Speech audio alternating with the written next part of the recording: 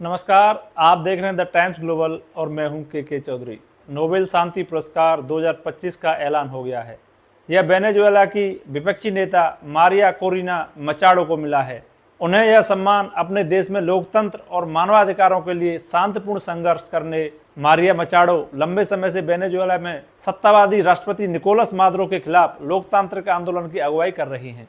उन्होंने हिंसा या सशस्त्र विरोध के बजाय शांतिपूर्ण जन आंदोलन और राजनीतिक संवाद के जरिए बदलाव की राह चुनी।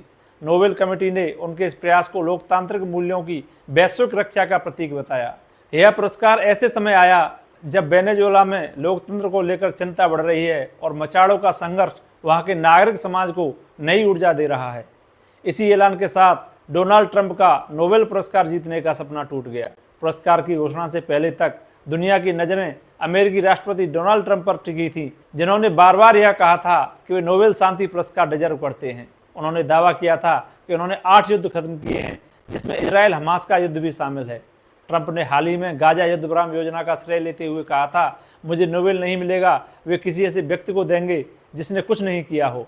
लेकिन नॉर्वेजियन नोबेल कमेटी ने उनके इन कटाक्षों को नज़रअंदाज किया और स्पष्ट रूप से लोकतांत्रिक संघर्ष की दिशा में काम करने वालों को प्राथमिकता दी।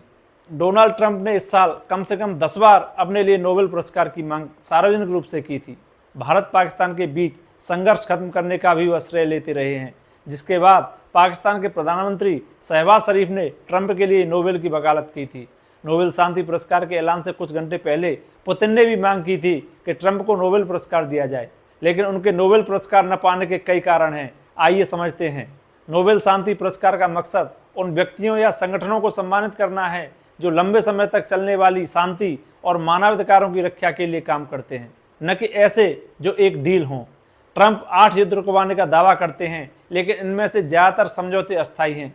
कई युद्ध तो औपचारिक रूप से कभी घोषित ही नहीं हुए। नोबेल कमेटी ऐसे राजनीतिक और पब्लिसिटी वाले दावों को शांति की वास्तविक उपलब्धि नहीं मानती। वेनेजुएला की मारिया करीनो मचाडो ने बिना हिंसा के लोकतंत्र के लिए संघर्ष किया। यह ट्रंप की डील आधारित कूटनीति से ज़्यादा प्रभावी माना गया। ट्रंप अगर किसी बड़े युद्ध को रुकवा पाए हैं तो वह इजराइल और हमास का है।